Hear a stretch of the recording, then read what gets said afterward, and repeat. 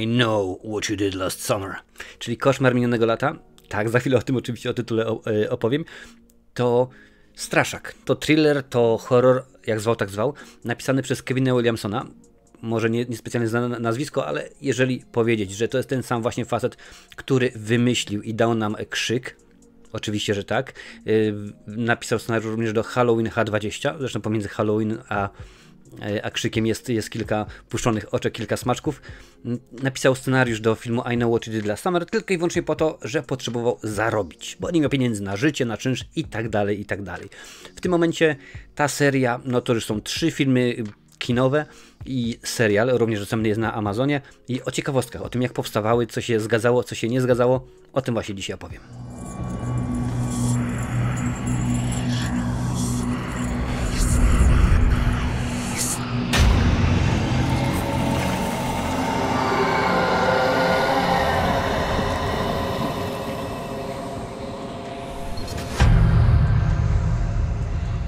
Co ciekawe, scenariusz do Koszmaru minionego lata, czyli I Know What You Did Last Summer, został napisany przed Krzykiem, ale nikt nie był zainteresowany, studia nie chciały tego. No kiedy później Kevin napisał właśnie Krzyk, ale okazało się, o super, wszyscy, dawaj stary, dawaj, co tam masz po prostu. Patrzą tutaj, że elegancko, tak, coś, 28 500, może być, co? Koszmar z ulicy Wiązów 24, dawaj. No ale też okazało się, że ten film był napisany wcześniej i no nie był. Rzeczywiście nie sprostał. Otóż zarobił swoje, bo rzeczywiście pieniądze dosyć konkretne poszły, bo przy budżecie 17 milionów film w kinach zarobił 126 milionów, więc bardzo, bardzo dużo. No ale krytykom niespecjalnie się podobało, bo stwierdzili, że tandetny nie jest rzeczywiście super fajny, nie dorównuje Krzykowi, a rzeczywiście no, Krzyk był napisany dużo później i troszeczkę w inny sposób traktował cały gatunek, także rzeczywiście był pomysł taki. Ale czy się udało? Jak najbardziej udało się. Wiele rzeczy się zgadzało, jeszcze więcej nie. Tutaj widzisz, że w filmie wystąpiła Jennifer Love Hewitt, jest Freddie Prinze Jr., jest Sarah Michelle Gellar, czy Gellar jak to woli, a także Ryan Phillippe. Niektóre osoby przez przypadek? Oczywiście, że tak, bo o jedną z głównych ról starała się Reese Witherspoon, no ale po tym jak już przeszła, że tak powiem, przesłuchania, te wszystkie tak zwane castingi, stwierdziła nie, jednak wiecie co, jednak mi się to nie podoba, ja nie chcę, ale mój chłopak, czyli Ryan Phillippe, on mógłby się nadawać, no i rzeczywiście nadał się bardzo, bardzo dobrze. Czemu by nie, skoro rzeczywiście akurat wtedy cała czwórka tak naprawdę była na topie, bo to różnego rodzaju seriale, straszaki i tak dalej. Sarah Michelle Gellar to przecież Buffy, albo chociażby Krzyk chyba 2 bodajże się pojawiła. Jennifer Love Hewitt dopiero co występowała w filmie z Jamie Lee Curtis, która jak się okazało kręciła film na scenie obok, no i pewnego dnia przyszło właśnie, żeby dodać otuchy Jennifer Love Hewitt, a potem za każdym razem, każdego dnia przychodziła, cześć, dzień dobry, przyszłam na herbatkę, napijemy się herbatki i dodam ci otuchy, więc rzeczywiście to było takie bardzo, bardzo miłe. Pomysł oczywiście nie jest oryginalny, bo to już widzieliśmy wiele razy w różnego rodzaju produkcjach, na przykład plenery. Jeżeli masz jakieś skojarzenie, że ta droga, na której zostaje potrącony, no bo nie zabity, ale potrącony zostaje nasz gentleman, to zgadza się. Jeżeli ją widziałeś, to jest dokładnie ta sama droga, którą użyto w filmie Ptaki Alfreda Hitchcocka, więc rzeczywiście twórcy stwierdzili, ok, to będzie w pewien sposób hołd, ukłon. Dostajemy rozwiązania tego, jak ten film się mógł potoczyć, bo na początku przy ognisku bodajże, tak, koło tej starej łodzi nad morzem, opowiadają o miejskiej legendzie, właśnie o facecie z hakiem i podają 4 rozwiązania. Te właśnie rozwiązania to były pomysły na scenariusz. Takie rzeczywiście miało się, że tak powiem, fabuła potoczyć, no a że akurat jedno z tych 4 się zgadza, no to tak to rzeczywiście wyszło, tak to rzeczywiście się udało. Tutaj patrzę na ciekawostki. W filmie pojawia się wtedy mało znany chyba tak Johnny Galecki, tak się nazywa, dla mnie to jest Jasiek Gałecki, Leonard z Teorii Wielkiego Podrywu i okazało się, że oni już wcześniej z Jennifer Love Hewitt się znali, ponieważ kiedy wiele lat wcześniej kręcił, był młodziutki, ale występował w filmie Witaj Święty Mikołaju w Krzywym Zwierciadle, no wiadomo, to z Chevy Chase'em, on tam grał tego młodziola, no to niedaleko obok Jennifer Love Hewitt kręciła swój film i mieszkali w tym samym apartamentowcu, tak to się ładnie nazywa. Więc jego siostra i Jennifer się zaprzyjaźniły, były koleżankami, więc znali się bardzo, bardzo dobrze. Jak już mówiłem, film odniósł wielki sukces. Nie było się bez kontrowersji oczywiście, bo ten film jest oparty na podstawie książki. No i pani pisarka, na podstawie której, że tak powiem, ta książka, ten film powstał, była bardzo zniesmaczona, gdyż ona sama opisała tak naprawdę, można powiedzieć, w pewien sposób, jak zginęło jej dziecko, bo jej bodajże syn akurat został zamordowany i nie znaleziono sprawcy, więc powiedzmy w pewien sposób przekuła, ale jej książka była bardziej, może niedosadna, ale była bardziej tajemnicza, nikt nie zginął w książce, to po prostu były głównie niedopowiedzenia. To jej powiedziała, że no, nie podoba się jej, że rzeczywiście w takiej sytuacji, jak mamy psychopatycznego zabójcę, no, nie powinno być nic śmiesznego, czy tam ciekawego, że ludzie się bawią fajnie na tym, to powinno być raczej zrobione w postaci dramatu. No ale wiadomo, że to nie jest ekranizacja, tylko to jest oparte na podstawie czegoś, więc w tym momencie możemy, wiesz, tak samo jak masz film oparty na faktach, nie wiem, z życia William Wallace, Waleczne Serce, prawda? Mamy 10 faktów, bierzemy 2, ok, film oparty na faktach, a te pozostałe ignorujemy. Dlatego między innymi Waleczne Serce jest tak bardzo historycznie niepoprawnym filmem. No ale co stało się z tym filmem? Bardzo dobrze został przyjęty, bardzo dobrze został odebrany przez widzów. Tylko i wyłącznie. Krytycy pojechali, stwierdzili, że po prostu szkoda czasu, film, scenariusz niedopracowany, no ale skoro, oczywiście, że tak, skoro jeden film robi wielką kasę, to co robimy? Robimy kontynuację i to bardzo szybko. A my dobrze wiemy, że kiedy kolejny horror dostaje kolejną kontynuację, to wychodzi z tego kolejna, bardzo często, klapa. I still know what you did last summer, czyli koszmar następnego lata. Chyba następnego, albo kolejnego. No, trudno się naprawdę ogarnąć. Nasi tytułolodzy mają jakiś taki dar, ażeby sprawić, że tytuły są bzdetne. Wiesz, mamy Die Hard, dostajemy Szklaną Pułapkę. Mamy Roadhouse, dostajemy Wykidajłę. Mamy I Still Know What You Did Last Summer, mamy Koszmar następnego lata. No niech także będzie. Chociaż swoją drogą zastanów się, bo bardzo często w tym filmie jest tak, że gdzieś wchodzą bohaterowie do pokoju, otrzymują kartkę, otwierają, a tam napisane na kartce I still know what you did last summer. No to w tym momencie, idąc naszą, że tak powiem, tytułologiczną ideologią, otwierają kartkę, biorą koszmar kolejnego lata. Krótko mówiąc, no wiadomo jak to jest. Film drugi, no powstał, bo wiadomo, jedynka zrobiła mnóstwo pieniądzów, o czym mówiłem wcześniej. Do napisania scenariusza nie powrócił Kevin Williamson. Mam tutaj informację, że konflikty w harmonogramie z Dawson Creek z filmem Wydział, a także Halloween H20 20 lat później i przygotowanie do swojego filmu w roli reżysera uniemożliwiły Kevinowi Williamsonowi napisanie scenariusza zarówno do tego filmu, jak i do Krzyku 3. Rzeczywiście miał inne obowiązki, no i tutaj rzeczywiście już jest bardzo źle, bo jeżeli jedynka do wybitnych filmów nie należy, krótko, że tak powiem mówiąc, no to dwójka jest już bardzo zła. Powraca dwóch z naszych 4 głównych bohaterów. Zresztą widzisz, tutaj w tle jest miniatura. No i ten film miał bardzo zły odbiór. O ile jedynka była źle odebrana przez krytyków, ale widzowie jak najbardziej dopisali, no to tutaj było już źle i bardzo źle w ten deseń. Freddie Prinze Jr., który w tym filmie występuje, po latach powiedział, ponieważ film miał tak bardzo zły odbiór wśród krytyków i widzów do tej pory, a to jest wywiad z 2020 roku, nie widziałem tego filmu. Czyli 23 lata on nadal filmu nie widział. Wcale się rzeczywiście nie dziwię, bo no, wybitne dzieło to nie jest. Czemu nie poszło tak dobrze, jakbyśmy mogli zakładać? Jeżeli chodzi o zarobki, jest różnie, bo jedne podają wydatki tylko i wyłącznie na produkcję, a inne podają od razu na marketing i na wypożyczenie do kin. Film kosztował od 17 do 65 milionów dolarów, a zarobił od 40 do 84. Gdzieś tak mniej więcej, ale nawet jeżeli powiedzmy przyjmiemy złoty środek gdzieś tak po połowie, czyli powiedzmy na film wydano około 35-40, a zarobił około 60-65, no to i tak jest całkiem rzeczywiście niezły pieniążek jak dla studia. No oczywiście, że musiał być. Co zaskakujące, o reżyserię został poproszony tego filmu oczywiście Peter Jackson. Tak, stwierdzono, że to będzie świetny pomysł.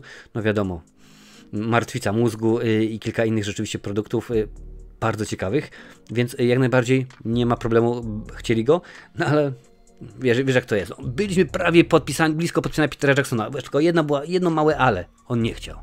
No i akurat tak to było tutaj. Również w tym filmie w horrorze debiutuje inny znany aktor, Jack Black. Tak, oczywiście połówka zespołu Tenacious D, faceta, którego możemy kojarzyć z wielu różnych fajnych, ciekawych filmów, ale tak samo i tych gorszych. Tutaj gra rolę surfera, no nie no, powiedzmy, jego zadanie to naprawdę to czyścić baseny, ale powiedzmy taki surfer, luźny ziomek, który jak coś potrzebuje, to ci załatwi. No i jego rola w tym filmie jest beznadziejna. No zresztą chyba sam o tym wiedział, bo poprosił, ażeby usunąć go z wszelkich możliwych informacji, więc w czołówce, w tyłówce nie znajdziesz go na liście płac. Jacka Blacka nie ma. No nie dziwię się, bo to film jest słaby, a Jack Black jeszcze jest rzeczywiście jeszcze jest gorszy w tejże produkcji. Jennifer Love Hewitt, która powróciła do tego filmu, była bardzo zawiedziona, ponieważ kiedy podpisywała kontrakt, była szczerze i święcie przekonana, że na fotel reżysera powróci Jill Gillespie, który reżyserował jedynkę. Jakież było jej zaskoczenie, kiedy, że tak powiem, przyszła na plan i okazało się, no to nie ma Jilla? No nie ma, nie udało się, zresztą sam reżyser powiedział, że nie proponowano mu powrotu na fotel reżysera, ale kiedy przeczytał scenariusz, no po jakimś czasie stwierdził, że fabuła jest źle poprowadzona, że to rzeczywiście nie ma rąk i nóg i to no, nie powinno być zrobione. Krótko mówiąc, brak słów na temat tego, czy ten film jest dobry czy nie. Więc on nie powrócił. Kevin Williamson nie powrócił. Dostaliśmy Freddy'ego Prince'a, no powiedzmy tak naprawdę już chyba bardziej w roli drugoplanowej. Dostaliśmy dziury fabularne tak wielkie jak... Krótko mówiąc, gdyby ten film był serem, no to byłby po prostu serem szwajcarskim, bo tyle w nim jest dziur, bzdetów i tak dalej. Ale ponieważ mimo wszystko ten film zarobił, stwierdzono, no to kręcimy trzecią część, trzeba będzie. Tak się wtedy zastanawiano na pewno w Hollywood, jak to Polacy wymyślą znowuż ten tytuł, kiedy zmienimy z I'll still do I'll always know. Oczywiście, że coś wymyślą. Film miał już powstać w 2000 roku. Ten jest 97, więc bardzo, bardzo szybko. No ale jak to się mawia w Hollywoodzie, film utknął w świecie chorego Hollywoodu. Tak, wymyślano, kombinowano, zmieniano scenariusz. No i tak to się stało, że dopiero wiele, wiele lat później, czyli w 2006 dostaniemy kontynuację. I'll always know what you did last summer.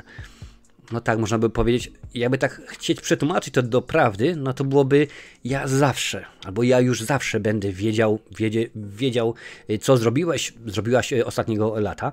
No ale rzeczywiście polscy teolodzy musieli coś wymyślić, dlatego jest koszmar kolejnego lata. No skoro już mieliśmy poprzedniego, następnego, kolejnego, no cudownie, rzeczywiście cudownie. Zresztą jak widzisz po miniaturce za mną, nie jest to dobra część. Delikatnie mówiąc, bluzgałem na ten temat. Na końcu wrzucę link do wszystkich filmów, wszystkich recenzji tego, że możesz sobie zobaczyć. Może będzie wesoło. I tutaj oczywiście też się nic nie zgadzało, ponieważ kiedy ten scenariusz właściwie utknął na wiele, wiele lat w piekle, no to później stwierdzono, że trzeba coś wymyśleć. No i pierwotnie film film został zapowiedziany w 2000 roku i pierwotnie miała ponownie zagrać Jennifer Love Hewitt, Brandy Norwood i Freddie Prinze Jr., czyli cała trójka, która przeżyła z poprzedniej części. Jednakże film pozostawiono na jakiś czas w spokoju, a oryginalny scenariusz, w którym brała udział Jennifer Brady i Freddie, został wyrzucony i napisany zupełnie od nowa. Okej, napisali scenariusz do tego filmu, a oglądając go nie zauważyłem. Pomimo porzucenia scenariusza krążyły pogłoski, że Hewitt pojawi się epizodycznie w nowym filmie. Na szczęście się nie pojawiła. No wcale się nie dziwię, skoro tak ją rzeczywiście potraktowali. A pewnie też, no nie czarujmy się, gdyby powiedzieli, słuchaj, do twojej wypłaty z poprzedniego filmu dodajemy jeszcze 1-0, może zaraz się pojawisz. Pewnie by się tak pojawiła. To między innymi zrobili z Sigourney Weaver przy okazji Obcego 3. No i rzeczywiście tak miało być. No ale nie ma nikogo z oryginalnej obsady. Kevin Williamson nie pisał scenariusza, Jim Gillespie nie reżyserował i w tym momencie nic się nie zgadzało. Jaja były konkretne, bo rzeczywiście mnóstwo przebijało się jakichś tam pomysłów, kto ma zrobić, kto ma ten film reżyserować, kto ma ten film produkować. Jednym z pierwszych wyborów był Damon Santostefano. On miał właśnie reżyserować. I no, został zatrudniony, no, ale coś się nie układało. Tak sprawdzałem sobie, mówię, a zobaczę, z czego ten reżyser przecież jest znany. Skoro go wzięli do takiej produkcji, to kilka rzeczywiście musi mieć. No ale i tak popatrzyłem i tak patrzę, Fright Show. Okej, nie znam, a to jest 85 rok, więc troszeczkę czasu wcześniej. Patrzę dalej, jeden odcinek serialu telewizyjnego Kochani, zmniejszyłem nasze dzieciaki. Okej. Potem jest Troje do Tanga, no, czyli film z Neve Campbell i Matthew Perrym w rolach głównych, więc całkiem sensownie.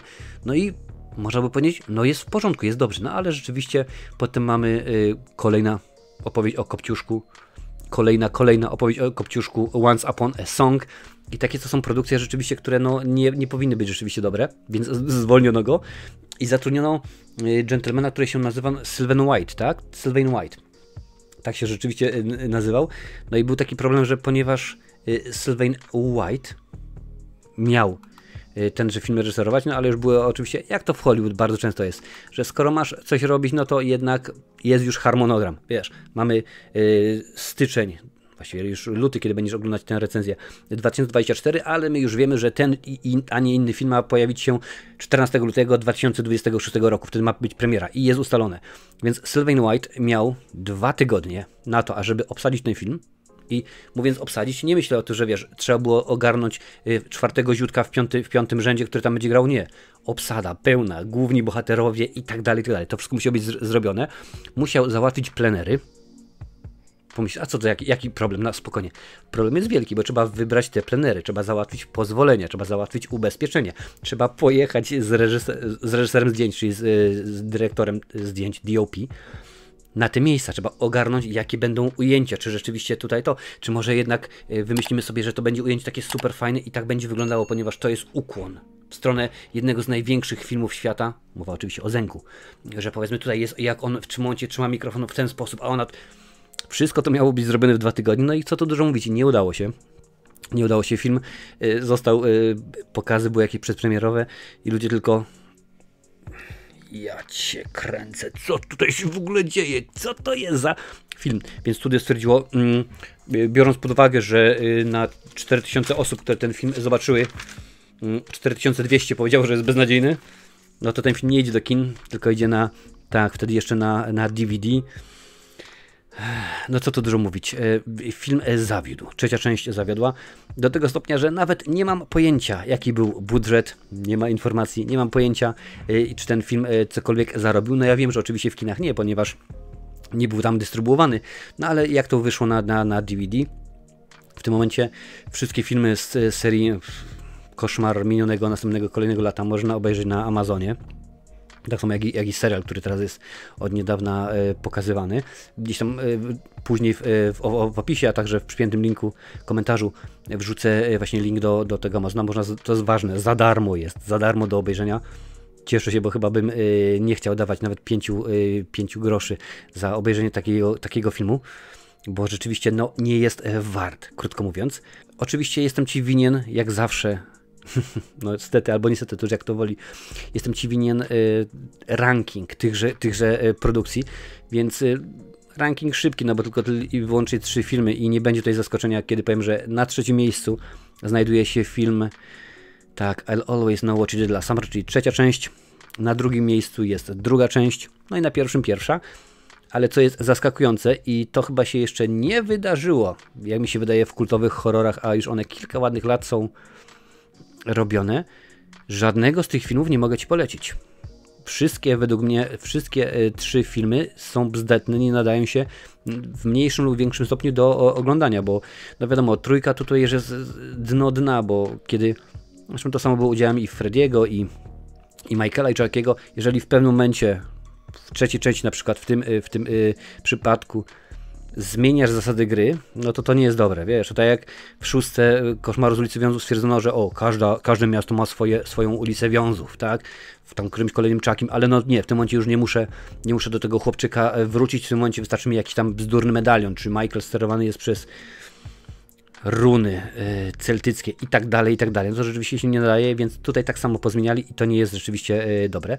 I tym optymistycznym akcentem kończy się na szczęście ta seria, to mnie bardzo cieszy. Bardzo mnie będzie cieszyło również, kiedy udostępnisz tę recenzję na swoich mediach społecznościowych. Niech się niesie, niech ludzie widzą, niech rośnie rzesza osób, które nie będą oglądały tegoż produktu filmu podobnego, 1, 2 czy 3, bo rzeczywiście wszystkie 3 filmy to jest po prostu bzdura jak mało która, jak śpiewa Czesław Mosil. A tutaj z tej strony jest mnóstwo ciekawych recenzji, ciekawostek o tym, jak powstawały inne produkcje. Obejrzyj, bo wiem, że lubisz.